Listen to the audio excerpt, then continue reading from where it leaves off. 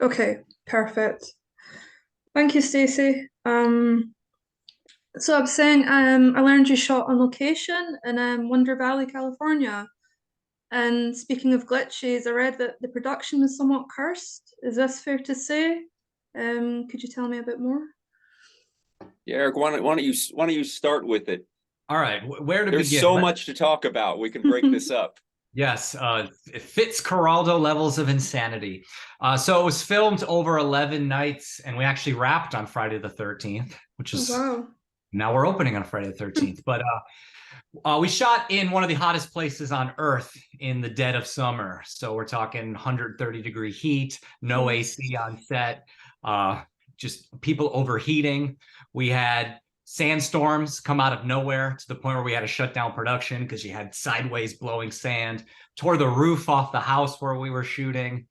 We had an arson situation where a house down the street was set on fire while we were filming. And to top it off, there was an active serial killer on the loose. No. London can tell you about that. Yeah, so there is a serial killer called the Wonder Valley serial killer, and he has been active in that area for the last 2 years. There were 6 bodies found preceding our filming, and while we were there, another body was found adjacent to our film set. Okay. And the crazy thing is, when you look up the Wonder Valley serial killer, one of the persons of interest was Army Hammer, who had Oh. been working in that area where one of the bodies was Uh-huh. found. And it hasn't stopped. This summer, another person disappeared with his ATV off the face of the earth, and they still haven't found him. And they think it's a serial killer's dumping ground. There may be a couple people working there Hmm. and dumping bodies in that area. It's kind of this forbidden zone between Las Vegas and Palm Springs, California, and it's very isolated. Hmm. And the movie obviously lends itself to that isolation. Hmm. The movie was shot there, and people say maybe it should have been buried there as well. And London, do you feel that like influenced your performance somewhat? Did it get you into that headspace of living so isolated and so out of touch with the human beings that come into that land? I think so. I think the whole situation with that Eric talked about with the heat, um, the speed of how fast we were filming, Hmm. the fact that it was pretty much a green slash amateur crew and cast. Hmm. We were just going by the skin of our teeth and by sheer instinct. And so what you see is just ramped up emotion, ramped up energy, 1, 2 takes at the most. You Hmm. just had to go for it. And we knew that we wanted to really bring a heightened sense of stress to everything. So everything is dialed up because whether you like it or not, we wanted to grab you. We wanted Hmm. to grab people immediately. And we thought that anything that was kind of subdued or nuanced, there's plenty of stuff like that out there for people to watch, but our movie, we wanted to really bring some intensity to it. And so it was easy. It was easy to get in that mindset, Hmm. especially with so many obstacles every day. Karen, I'm not kidding. Every day we thought this was it. The movie's shutting down.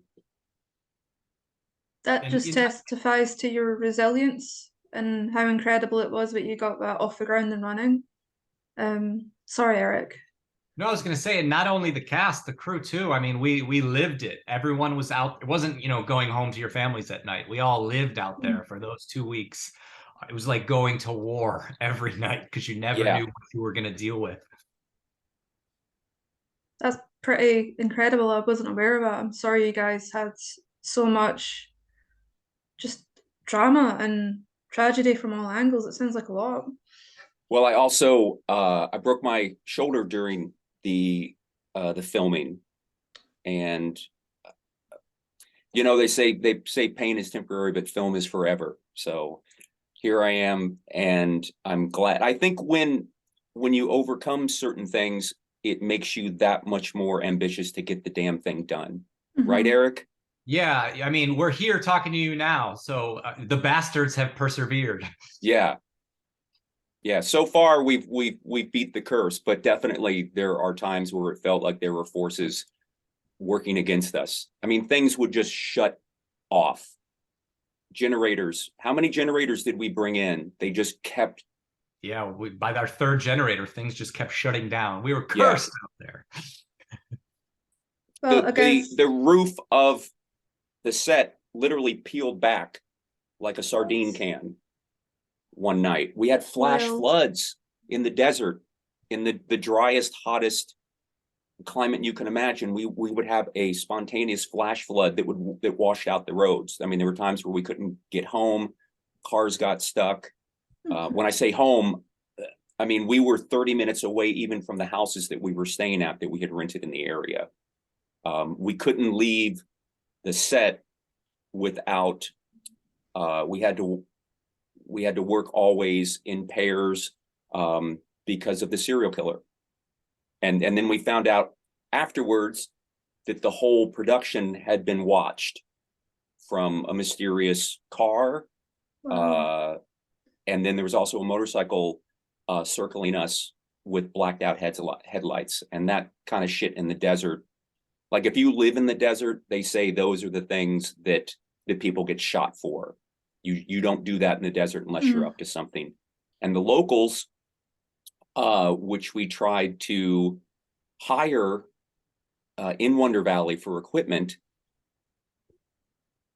they thought that we were so foolish to be out there at that time of the year that they would not rent us any equipment. All of our equipment had to be transported from Los Angeles because they said they didn't want to be responsible if we died. Wow. And that's the night of the battle. Woo! That's what this movie was made in 11 days. That's what so we needed to get in and get out.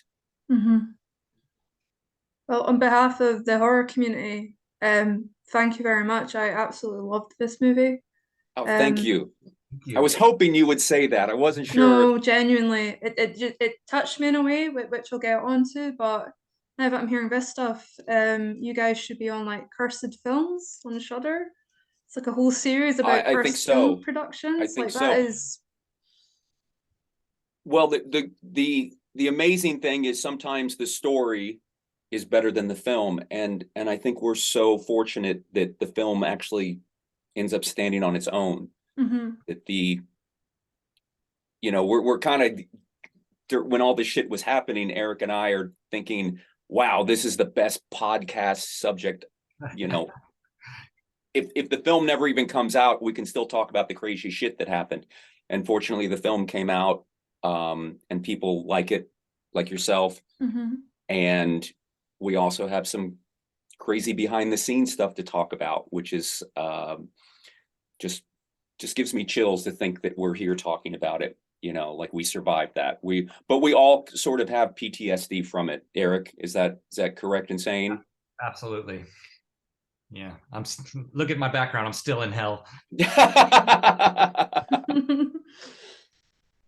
I'm still in physical therapy, so I'm still kind of in hell. How was that going for you, London? Do you feel it's benefiting you? It's a lot better, a lot better. I had surgery in August, and now I'm on my 5th month out, and I spent the summer, Eric will attest to this, at all the film festivals with a large cast brace on my arm after the surgery. And today I can do this. Oh, wow. I can do that. I can do this. I can do that. None of those things I was able to do for about 6 months. And I need to get back in fighting shape because me and Eric have another movie to do. So that I tell you, that was the thing that really clicked my body into the healing mode. Otherwise, I just kind of sat around and watched movies and felt like my life was over. Oh. Yeah, we have some big stunts coming up in the near future. So yeah. I guess this has kind of mentally prepared you for that level of stunt work. You've had to perform like stunt people perform in a way just to get the production up and running off the ground. Yeah, it was. Amazing. I mean, the reason I'm the lead actor is because I was affordable. I'm free, and uh, doing my own stunts was just economical. Hmm. But I'm not a stuntman. I'm not Tom Cruise, and I paid the price for that.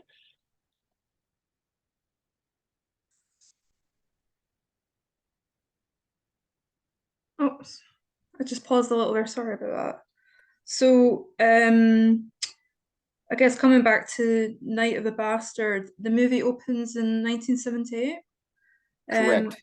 However, I appreciate the bait and switch that you done. You kind of dragged the storyline into the millennium.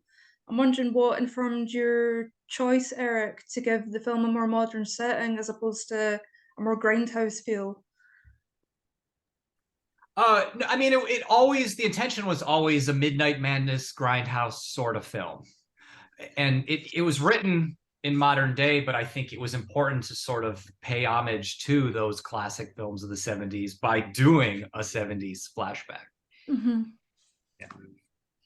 It really did remind me of, like A Boy and His Dog and Taxi Driver. London, there's elements of Travis Bickle in you. Wow. And Yeah, Wow. Right you got there. it. Okay. Yeah. yeah. I want to thank the Academy. I want to thank my agent. That is, Karen, you nailed it. Yeah. Travis Bickle was my big inspiration for that role. I mean, even to what I was wearing. I mean, Henry had the mohawk. Mason, the character, had the mohawk, but I Mhm. definitely was feeling that loneliness and sadness and um, that kind of hopeless, nihilistic vibe that Travis Bickle had. So thank you for that. You're welcome. I Best felt. interview yet. Oh, thank you. I felt that like the character of Reed, it's subtle. It's not in your face. In particular, Lyndon, there's a scene where Reed has a reaction to blood. It's a very visceral reaction, and you can tell he's in the midst of a flashback. It would have been easy for an actor to kind of play that over the top, but I've done therapy work myself with people, and I've witnessed people in flashbacks, and you nailed it on the head with that just disassociation from his body, but it was so subtle. It would have been easy just to ham it up a bit and be like, oh, he's having a flashback, but you played it so subtle and with so much heart. Hats off to you. Really appreciated um, that element of it. Karen, that hits me really deep. Thank you. You're welcome. Um, we the fact that Reed was a person capable of drawing first blood, but actually couldn't stand the sight of blood, we thought was a nice Hmm. little just contradiction in a character. And we just wanted, we know Night of the Bastard is a cheap slasher, but we wanted to kind of punch above our weight grade and give people like yourself who are looking for something a little deeper, we wanted to give them a couple breadcrumbs. So I appreciate Hmm. that. Yeah, if anyone's ever brave enough to give it a second watch, the movie the film's peppered with visual cues about this character that we didn't want to just throw in your face, right? So there's things there. If you look at the background, there's elements that I didn't want to make it super obvious because I wanted this movie to just move like a roller coaster. Because one thing I'm not a fan of is endless exposition. So Hmm. that's why once you get on the ride, it doesn't stop. But if you really look, there are these cues all around, whether it's inside of his house, outside of his house. Again, the blood thing, we just wanted to make it visual and not throw it in your face and explain why. Hmm. Exactly. We would rather show than tell. Yeah. And I think that monologues lend themselves to Shakespeare and some of the great actors, which are two things that are, not in my world. So we'd rather demonstrate something subtle that lets the viewer come to their own conclusion. I don't need to spell out Reed's Hmm. backstory. If you don't get it, me telling you about it would just seem, um, would just kind of spoil the vibe of it. This movie is a vibe. Mm. I would very much agree with that. Like in Reed's house, you have there's a marine flag. Did I see that in the background? And obviously the way he dressed, the way he carries himself, but also I wanted to touch on that's Reed's art, isn't it? He's a creative person. The So do you, bottles and the yeah, mosaics. and the I mosaics and the beautiful paintings he does. So I know a lot of people, myself included, I have PTSD, and art is just a wonderful therapy, a wonderful outlet for that. Do you feel that what would Reed be without his creativity? I feel like that anchors him in the present moment in his body presently. That's almost his humanity in a way. What do you feel Reed, the character, would be like without that creative outlet, that therapy? Because he's so Hmm. isolated. Well, if you've ever spent time driving through the desert or getting lost somewhere, you drive by these shacks, Hmm. and sometimes they're decorated in a folk art way that is really, really creepy in a way, and interesting and kind of heartbreaking, because you know that has become somebody's expression in the middle of a wasteland. And sometimes, we were thinking, how does Reed pay his bills? Maybe he trucks all this stuff Hmm. over to the flea market on the weekends and sells his little junk art. And me being a creative person, there's a I live in the city. I live in Los Angeles, and just even in my neighborhood, there is a bottle artist who has decorated his whole residential house in extreme bottle art, stuff that goes up 30 feet in the air. We have the Watts Tower here in Los Angeles. We have these monuments to creative, kind of off kilter people, and we Mm-hmm. wanted to give Reed that active mind, Mm-hmm. because Yeah. otherwise he's just dead. He's just a desert rat, eating, drinking himself to death. And that, where do you go with that? I mean, it's hobo with a shotgun, and we wanted to Mm-hmm. give him a little more of a dimension there. So when that stuff gets taken away from him, when they smash his stuff, oops, sorry, when that stuff gets taken away from him, that is his inspiration to kick back against the pricks. Does that make sense? Yeah, like that trigger. Yeah. Yeah, yeah. Mm-hmm. Everybody else has their obvious things. You've got the hitman and the little girl that he adopts. You've got this, you've got that, you've got these basic cinematic tropes, but Reed's connection is with nature, and it's with his Mm-hmm. pet, and with his house. What makes and what drives him nuts with Kira, with the millennial? She Mm-hmm. doesn't give a shit about his house. Yeah. Um, that's very generational. Mm-hmm. Um, and we wanted to kind of lean into that as well, to show how uncomfortable he was with the whole scenario as a loner. Mm-hmm. And I hope Yeah, that connected. I've spent Absolutely. I've spent many, many hours driving through the California desert, and every time, every single time I see these shacks out there, I can't help but think, what do they do out there? I mean, you'll have someone living with no one for kilometers around them. And every time, without fail, I'm like, what could they possibly be doing? So I like to think that everyone has some sort of purpose, right? And Mm-hmm. Reed's out there making his art. He's not just waiting to die. He's doing something that means, so much to him. Mm-hmm. Karen, I just got to say, like, you're kind of triggering me here in a beautiful way. Oh, bless you. Yeah, Thank this you. is Thank you for saying that. yeah, yeah. This is I did not expect anybody to go deep about Reed. So Mm-hmm. I just fell in love with him. I think if any other actor would have played the part, it wouldn't have been as nuanced or as sensitive to. I feel like you lived in his headspace, and that really, it genuinely comes across on the screen. Um, there's nothing caricature about him. He's very believable and he's lovable in his own strange way, I think. And I think a lot of people and a lot of young men out there will connect with that isolation and that weight upon their shoulders. So thank you Thank for you.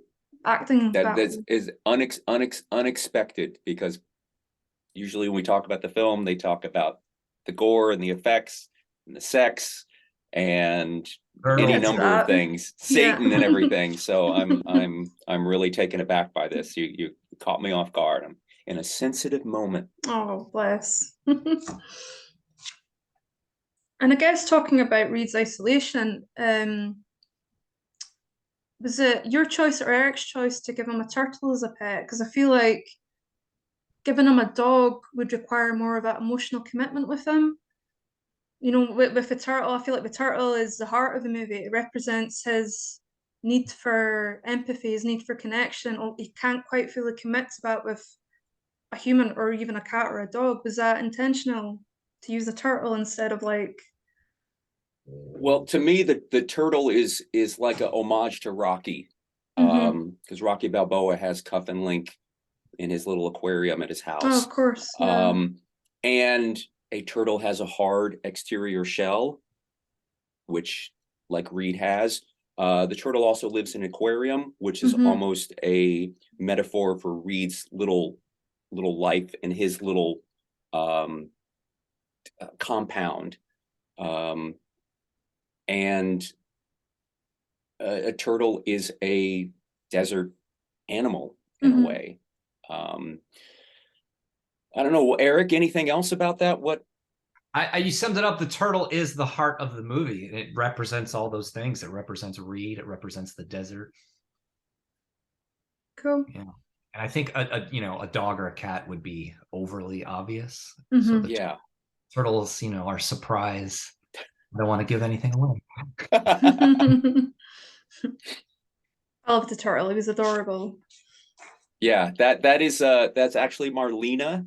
She is she's a female turtle playing a male role. She is one of 7 brothers and sister turtles that live in a big pond.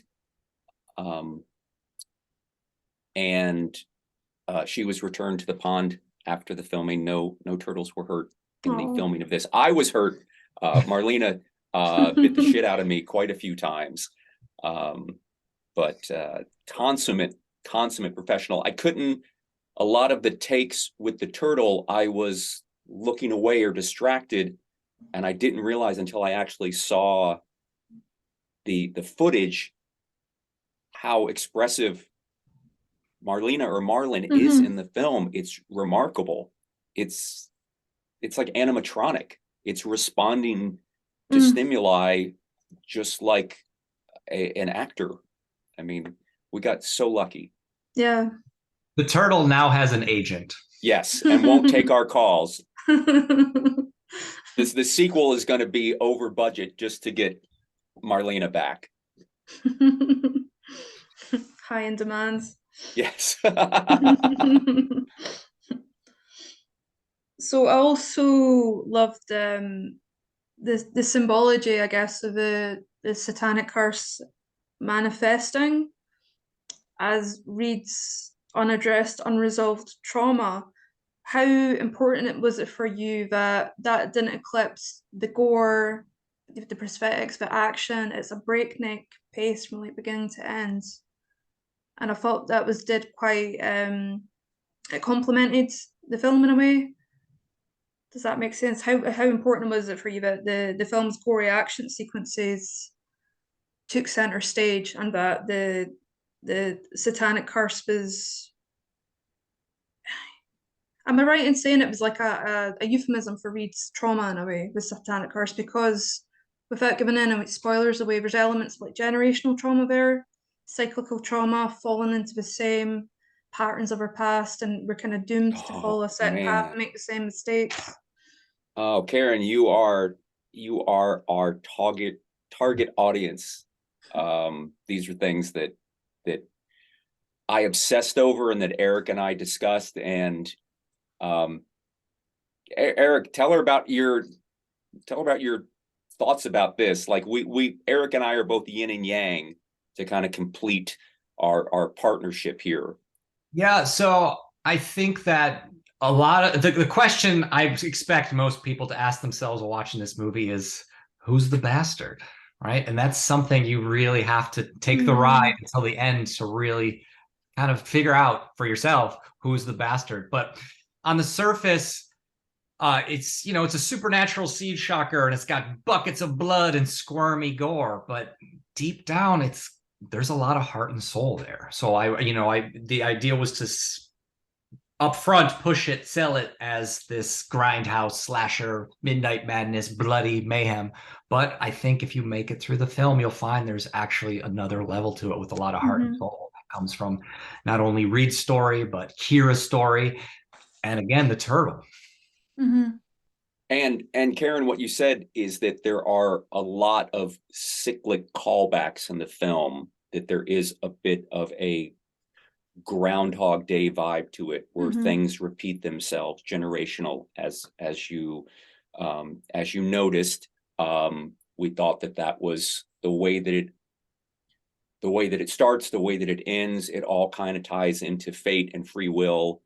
Did Reed ever have a chance to escape this, or was Mm-hmm. this all part of a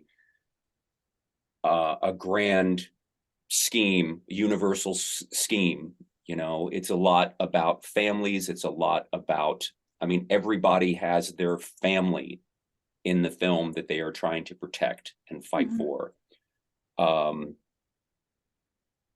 But yeah, it's Reed. Reed thinks he's hit rock bottom, but has no idea how much deeper he's going to go in one night. Mm-hmm. And the things that he fights for, does he win or lose them in the end? And that's kind of that's kind of how we like to leave it, is what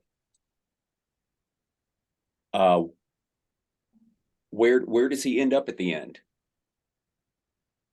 Is he That's back great. to where it all started?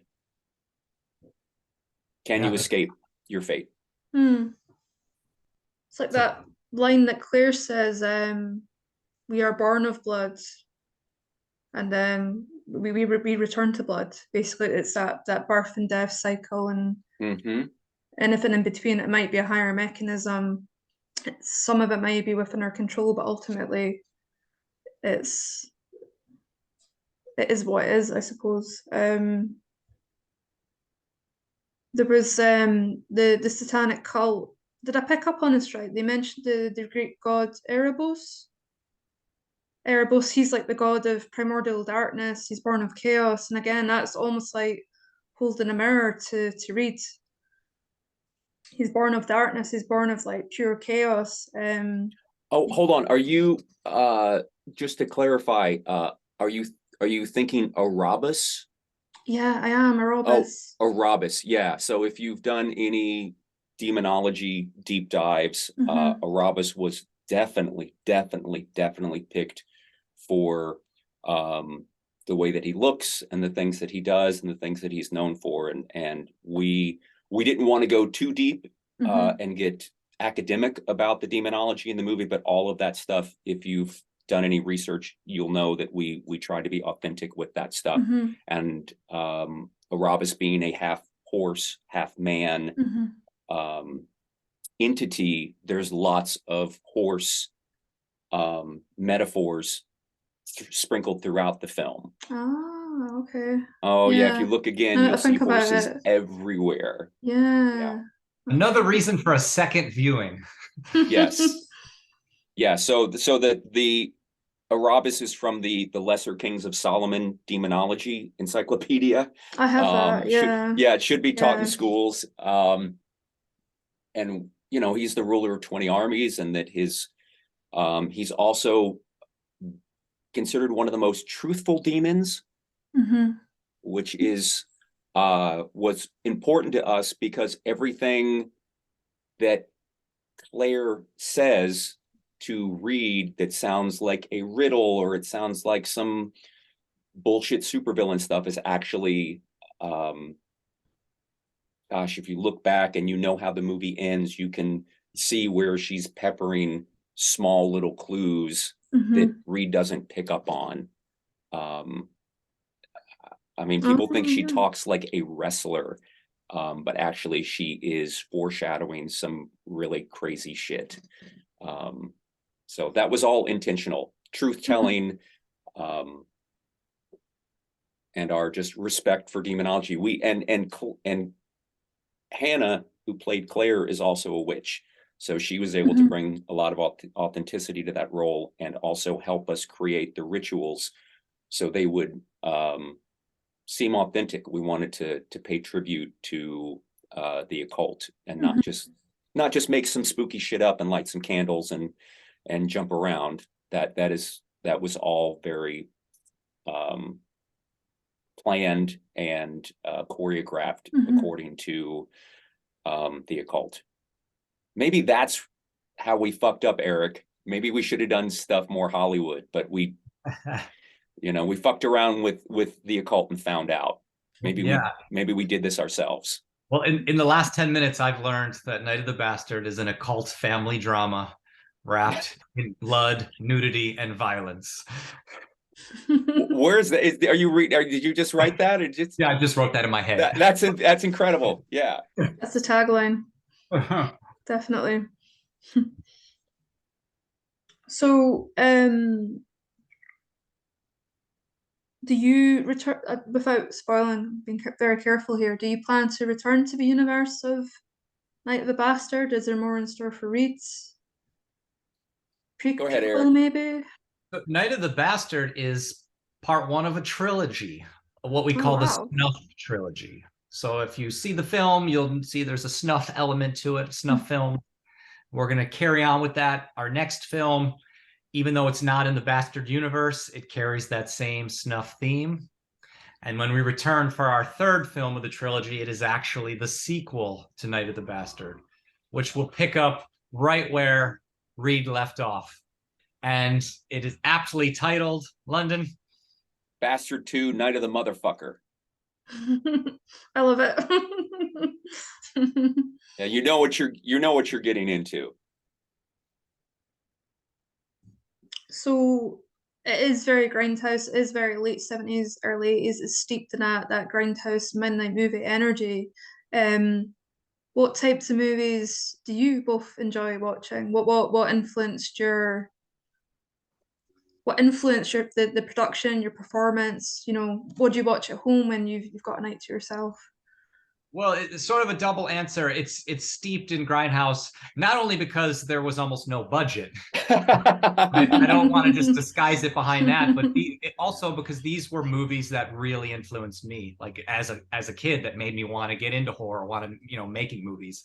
Things like Last House on the Left, Assault on Precinct 13, Race with the Devil, and then even moving into the slasher films of the 80s and all the trauma films with lots of blood and gore, and just that campiness is what drew me to films. Like, it's, the cliche thing is the little kid watches E.T. or Jurassic Park and what? No, stuff was, I don't know. I was into the homemade squirting blood out of a ketchup bottle, making a mess, that kind of stuff. And I think it's great because Erik and I, this is where the film is able to have a little bit of variety to it. Is this film is a combination of Erik's influences and my influences as a fan of the new French extremity movement. And I love my favorite genre. Sorry. Yeah, and actually, yeah. So Gaspar Noé, I asked if I could be in his next fucked up film, and he told me to go make my own fucked up film, and that is Night of the Bastard. So movies like Martyrs and Irreversible and Frontiers, and Inside, even things like Wolf Creek and Kill List, those connect with me because there's such a nihilism and there's such a sadness and this extreme gore and this extreme realistic unrelenting violence. It doesn't cut away from stuff. But those movies also make me incredibly sad. And that was something that I've just always connected to. Sadness and horror are like neck and neck for like what really moves me. So Erik kind of checked all the external boxes, and then some of the internal stuff was more subtle stuff that I connect with on a personal level. Mm-hmm. Not to say that we're successful in all of those targets that we were shooting for, but that was, at least we were shooting for the moon. I would agree. It has that French extreme like the Bastard does. I mean, it gives you that little bit of hope, and then it tears it out from underneath you. And for me, also, London, I'm disappointed if I watch a movie and I don't feel emotionally just scarred or drained by the end of it. It's not quite made that impact. And Night of the Bastard definitely has that little glint of hope before snatching away from the viewer, and I think that will be the lasting impact. Some people may enjoy it as a midnight movie, like phenomenal prosthetics, awesome stunts, but there's also that element. It's going to test people, I think, and that's going to be what people discuss in years to come, I believe. I think Yeah. that's what was so important to me about this movie is it's taboo breaking and it's transgressive, and we do a lot of things that Hollywood would not let us do. Mm. It was really important that we get those out. We have a we have the movie has a French ending, and that was something that was and that was one thing that Erik and I immediately connected on. We both knew that it was not gonna be a Hollywood movie. It was not gonna have a Hollywood end, and I think that is that's kind of our calling card. We like to make commercially tinged films, but also that are just different. This is a renegade outlaw film. This is self-financed. We made this on our own. We had no rules, no budget, no stars. We didn't give a fuck. And what you see is exactly from our dark souls. And we didn't have to compromise or apologize for anything. And we were fortunate enough to find a distributor who accepted the movie and us in our kind of twisted state. Night of the Bastard is a movie made by freaks for freaks. For sure. So welcome, freak. Thank you. I feel right at home. So talking about the subversive elements and I guess the extreme nature, without spoilers, can we discuss the sex scene? Because for me, it subverts that idea of coercion, male to female, if you know what I mean. In this circumstance, the guy is the one who's submissive, who's out of control. Where it's something you don't see in genre movie, especially with your rape revenge, with your Last House on the Left, with your irreversible type movies. It's completely role reversal. How did that idea come about? It's just so different. Us just wanting to turn Hollywood tropes upside down. We strove for a diverse cast and a diverse story that would check all the boxes, but they would check the boxes on our terms. These boxes, I mean, these movies, as a kid, they're always titillating sex and violence. Well, we're going to deliver them, but we're going to deliver them in our twisted way, which is we're going to show you things, but we're going to show you things in a way that are not titillating. And we're going to, I just think it's exciting. And I think movies are so boring when they just follow. We wanted to have the females in this movie are so strong and they're absolutely more vicious than most men in a movie like this. And to be able to make that work and find a cast that would go along with this was a miracle, because it was not easy to cast this film, as you can imagine. And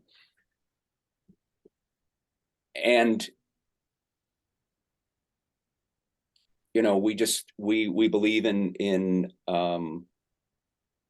fuck, Erik, I'm just at a loss for words. She's hitting me so deep here. I'm so surface level this whole week. Is there something you that's can great. jump I'm in gonna here? I'm gonna simplify it. when you have $5 to make a movie, you don't want to give people something they've seen 1,000 times because you're probably not going to do it as well. So we really wanted to deliver something different, something that you're not expecting at every turn.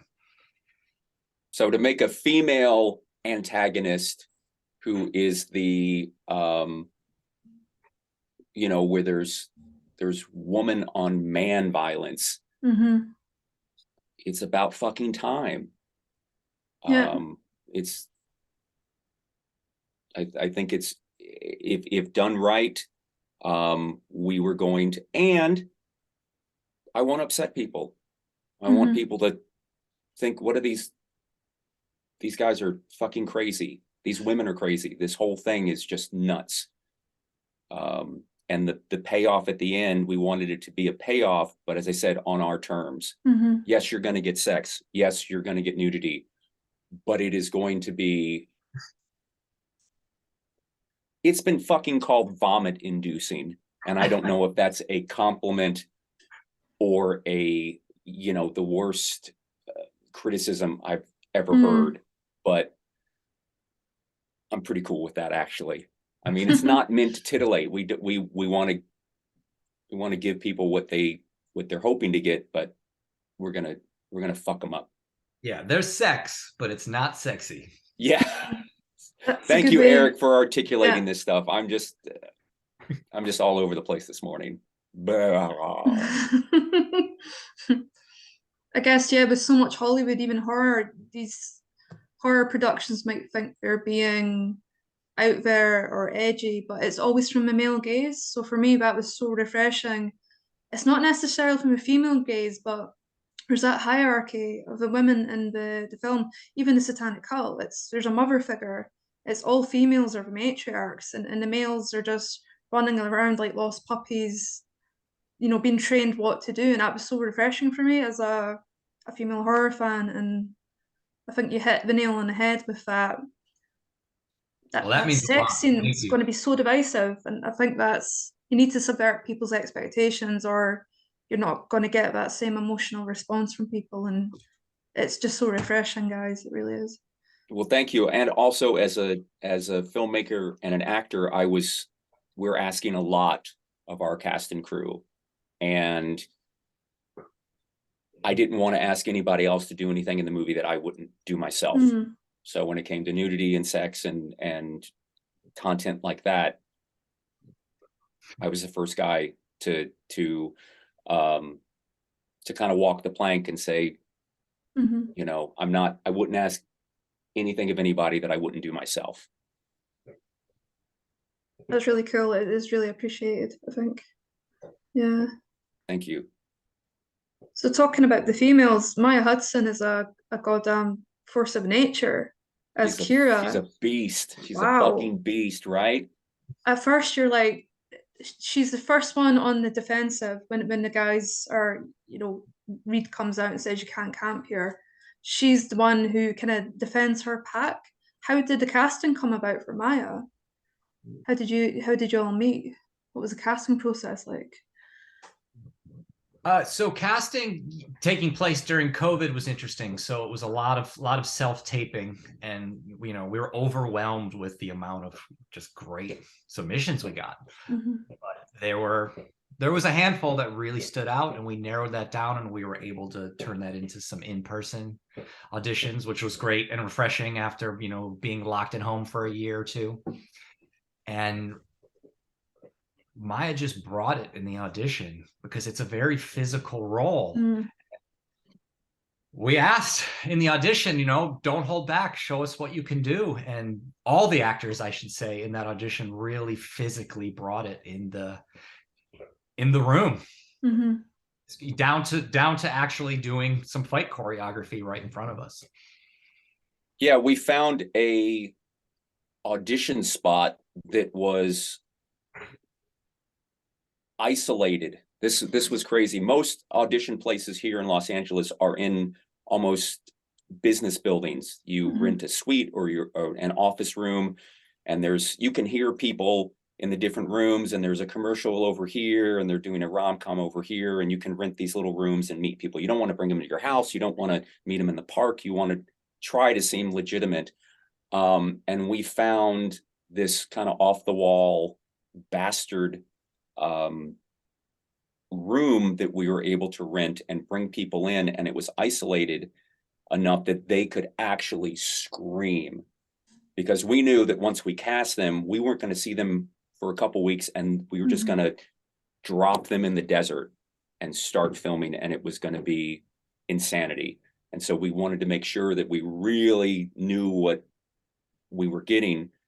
And so we had this little area that they could go absolutely ape shit. And we asked them, like, there's nobody around, nobody's going to call the cops, nobody's going to complain, so bring it. And somebody like Maya and everybody, we had so many good people, but man, people really brought some insanity to the auditions, and which we wouldn't have been able to do in a typical audition space, because they would have called the police. Yeah, and that went a long way with us, because this movie's very action and violence heavy. So to see what a person can do right in front of you, I mean, that really, really went a long way with not only with Maya, but Victoria, who played our older Maxine. There was a couch in that room, and she was flipping chairs, she was jumping on couch cushions. I mean, she brought it.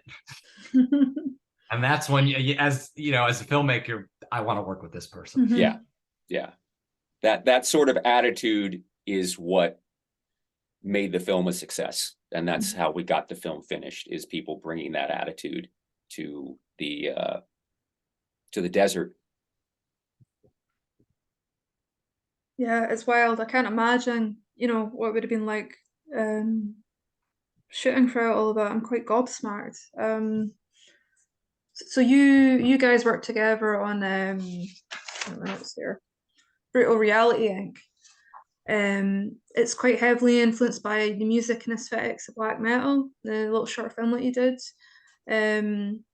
What are some of your guys' musical influences? What do you listen to when you're writing, when you're going on set? Do you have any bands that you like to listen to get you in the zone? Eric, you start. I mean, I grew up a metal and hardcore kid, my whole life, and so I'm still influenced by that. Black metal was a big influence on Realty. Same with Night of the Bastard. A lot of death metal. It's really how I get into my headspace. Well, I'm gonna probably get my black metal punk hardcore card revoked, but I got to tell you, Karen, during COVID, I work as a registered nurse, and working in a busy hospital, doing all that all my evilness kind of got sucked out because of the intensity of the work that I was doing. And I got COVID a couple times. I don't know if it just reset things.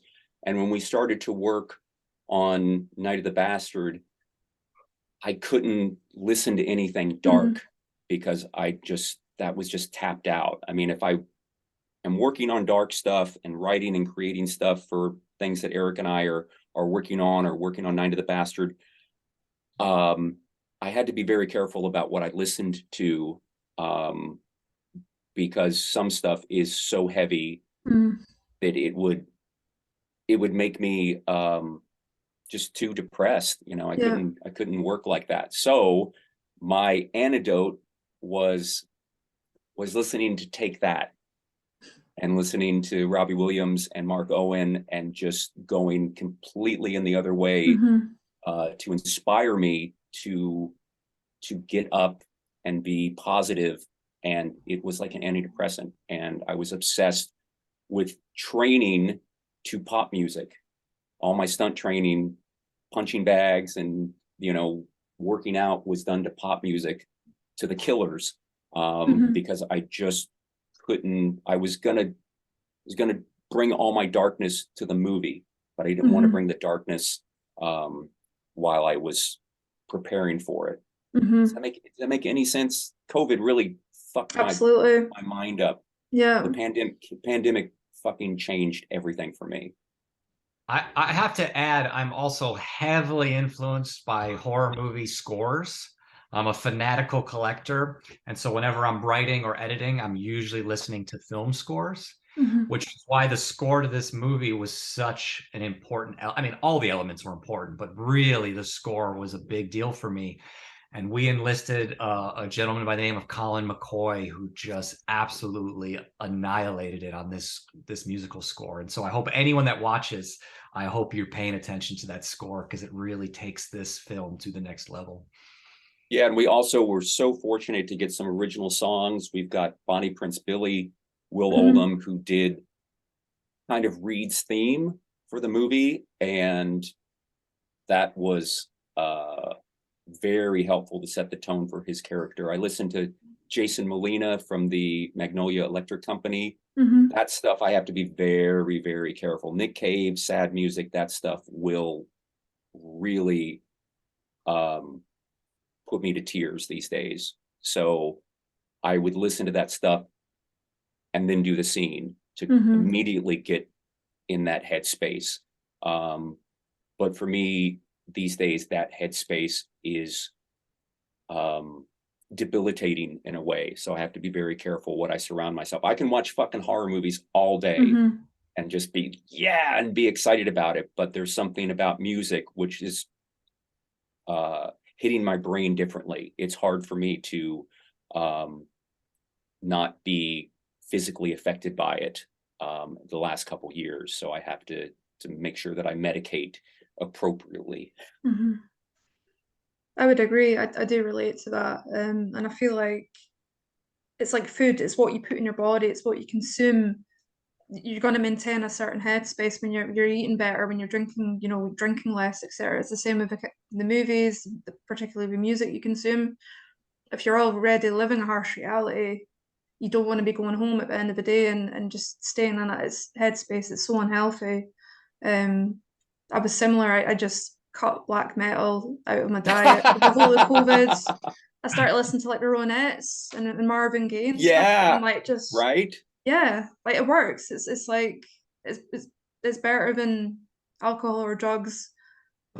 It's that release that you get, that endorphin rush you get from music. That I think it has become, as I get older, it's become very mood altering.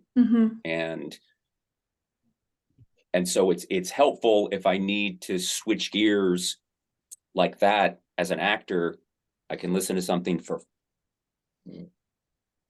30 seconds and be in a completely different world. But I try not to do that in my daily life, because, as I said, I have a job and a fiance, and I can't be moping around all the time. We have a lot of shit to do. But man, doesn't that stuff also feel kind of warm and fuzzy when it does hit you? It really can. Yeah. It's a very addictive sort of cocoon to put yourself in, and sadly I have to be very, very cautious with it these days. Whereas Erik, he's fucking cold-blooded. Yeah, I feel like a weirdo now. If I'm depressed or having a bad day and I throw on some Cannibal Corpse, I feel it uplifts my spirit. So I was that way. I was that guy. I don't know. Pandemic completely changed everything. Thank you for that insight. It's I feel really connected to both of you. It's weird through this movie, our experiences during the pandemic, our music, the movies that we consume. Yeah, I'm quite touched actually. And that means London, a lot. This is the most important thing. I know this movie's not for everyone, but for people that do appreciate it, it was for you. Yeah. And just hearing about the punk rock production that you had, you just do it yourself, do it on a minimal budget, do it when your body's breaking down, the world's breaking down around you, for God's sake. And that resilience comes through in your writing, the characters. And the movie itself is like a piece of classical music. It eases you in, it gives you the sex, it gives you the gore, it dips, and then it just plummets you towards the end of the movie without spoiling anything. The whole film is an experience for sure. Well, Karen, but what we tried to do is we leave you with an upbeat pop outro song. So Yeah, I picked up on that that. would have been the perfect spot to do a moody ballad to really, just have everybody spiral down. But we also wanted to flip that convention on its side and have people rip the seats out of the theater. And so we had Charles K from White Lies, who's like Oh the wow, yeah, king. Yeah, Charles K from White Lies is yeah. the wrote and performed that song. White Lies are one of my favorite bands, and they They're are an arena phenomenal. level pop band. Mm-hmm. And we gave him that last scene and said, write something that has people cheering. Mm-hmm. Of all things, what could we do to flip convention? As you see that we do all throughout the movie, is present this, but flip it. And that ending song was meant to kind of startle people into like walking out of the theater. Like, we don't want people like the credits running and they're on their phones immediately. We want people to like stay through the credits, Mm-hmm. hear a great song, and leave with a little bit of pep in their step. So Yeah. yeah, we're between Will Oldham and Charles Cave. Wow, it's a dream come true for a music fan, but definitely deliberate to give people some hope at the end in a hopeless movie. Yeah, the idea with that outro song is we just hit you in the face with a bat, but now you should leave feeling good. Yeah. Warm and fuzzy bat. Yes. London, I'm actually a fan of your music. You've played in like so many of my favorite bands, like Tiger Army, Samhain. If you could choose, I suppose we've already touched on this, choose a musician for your song, your theme song, your song, what would it be? What would your theme song be? Okay, one could you ask try me again with that? What If you could choose like your theme song for how you are now, the headspace that you're in, what would your theme oh, song be? Get Ready for It by Take That. That is my battle charge. That's Get what ready lifts you for up. it. Like absolutely. Like I hear that and I can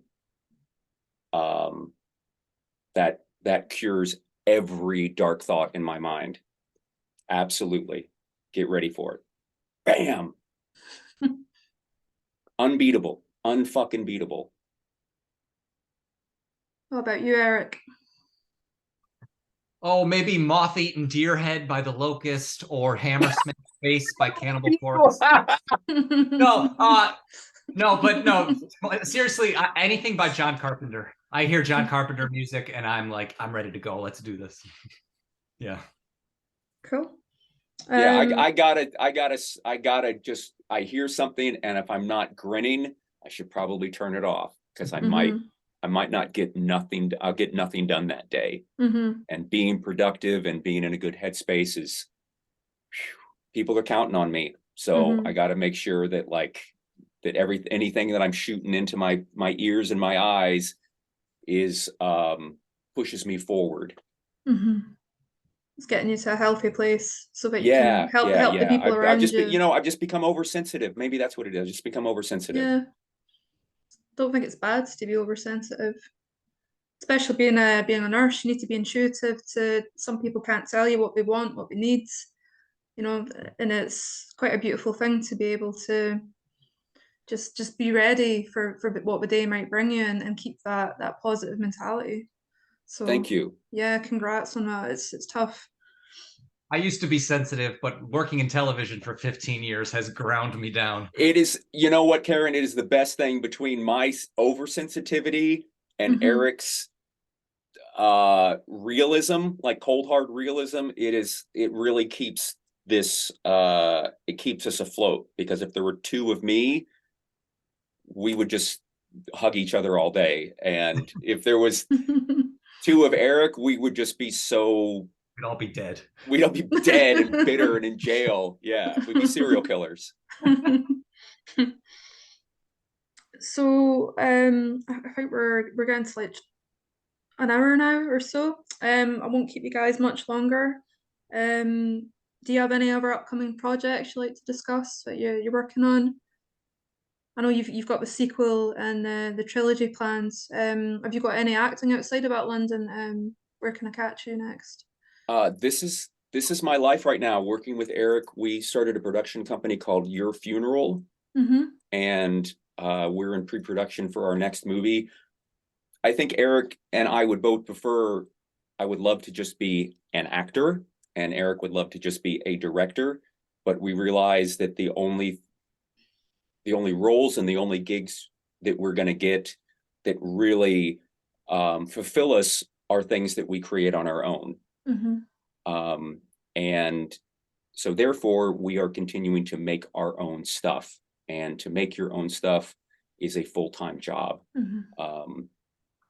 So right now we are hoping to get shooting on our next film in the summer. And I just don't, I mean, I think it was after we wrapped Night of the Bastard, I fired my agent and my manager, and I realized that the only person who's going to care about my career as much as I do is myself, and that I would rather make my own dreams come true than get 5 lines on somebody else's film and make their dream come true. Mm-hmm. You know, I'm too old for that shit. I just want to make cool stuff that I have some you know, that connects with me.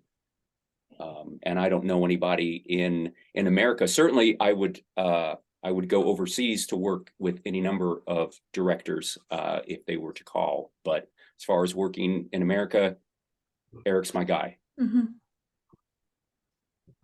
And Erik, do you have a theatrical release or a festival run planned for Europe, the UK, for Night of the Bastard? So we just finished a nice long festival run. We premiered at Fright Fest in the UK. We played at Oh, I Sitges missed you. in Spain. We played, I want to say, 4 US festivals, and we won awards at all 4 of them, including 3 top feature prizes. So it's been a great run up until today's the release day. Yeah. Yeah. The film has been purchased by a UK distributor called High Flyers. Oh yeah. Mm-hmm. I don't know if they're going to be putting it in theaters. I don't know if it's got that sort of I mean, we'll see what happens. But so it should have some visibility over in your area. This is all beyond our wildest dreams. You know, having the movie come out on MPI and Dark Sky. Mm-hmm. I mean, Henry Portrait of a Serial Killer, Texas Chainsaw Massacre, Gaspar Noé. I mean, wow. Who else? What else do they have? They did the original Faces of Death videos. They were Faces of Gorgon Death. videos Right, back in the yeah. 80s. Yeah. I mean, my heart just stops. You know, it's like the coolest. It's, if you know music, this is like the coolest record label to be on. Mm-hmm. You're like Yeah, horror royalty for sure. Yeah. Yeah. This is like Sub Pop or Discord, or, you know, this is amazing. It's just amazing. Yeah, it's already been more than we could ask for. You know, for 2 guys who made a film in the desert with maybe a dozen people. I edited in my bedroom, and here we are. Well, thank you so much for tonight. This has been my first interview. I hope you can understand my Scottish accent, and It's terrific. Yeah. yeah. Great. This was your first interview? Yeah, first one for Morbidly Beautiful. I usually just write. Wow. Well, I'm honored. Great. You're great. Oh, This I'm is honored. amazing. Thank Like, you. I had no, what? Wow. I mean, you're doing great. You're doing great. And thank you for doing the deep dive on the film. As I said, you definitely caught me off guard. I don't know about Erik, but I wasn't prepared for anybody to care enough. Mm-hmm. Yeah, anytime anyone gets it, I'm blown away. So the fact that you picked up on all the little nuances means a lot. Yeah. Erik's the only person that I want to impress. So when somebody else is impressed, it's a really wonderful, lovely shock. Well, thank you so much, guys, and congratulations on your festival run. And I can't wait to see what you both do in future. And thank you so much for making a movie which I didn't expect to really bond with it, but I really have, in much of a way as I've bonded with French Extreme or Taxi Driver or, you know, A Boy and His Dog. It has a lot of heart, I think, and I hope that shines through for a wider audience. I'm sure that it will. Well, thank you so much, Karen. It is a treat to speak to you, and certainly an honor to have you so enthusiastic about the film.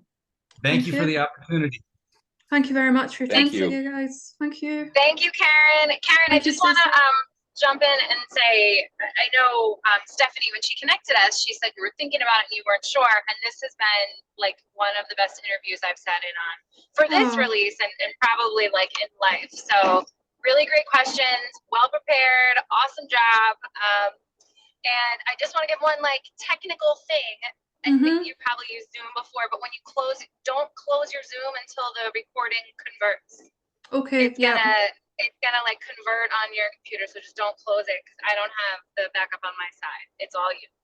Okay, grand. Yeah, I'll wait for that to load. Okay. Okay. Thank you so much. Thank you. Bye, Karen. Thanks, guys. Thank you, Take care. guys. Thank you. Bye-bye. Bye.